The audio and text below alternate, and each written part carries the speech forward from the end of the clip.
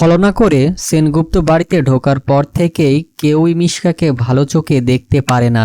আর মিশকা চালাকি করে সূর্যের মন জয় করতে গেলে উল্টো সূর্য প্রচণ্ড রেগে যায়। সবাই মিশকাকে বাজেভাবে অপমান করতে থাকে। মিশকা উল্টো সবার উপরে প্রতিশোধ নেওয়ার জন্য কিছু গুন্ডা ভাড়া করে তিস্তাকে হেনস্থা করার ব্যবস্থা করে। কিন্তু তিস্তার বড় কোনো বিপদ হওয়ার আগেই দীপা সেখানে গিয়ে গুন্ডাদের হাত থেকে তিস্তাকে বাঁচিয়ে আনে।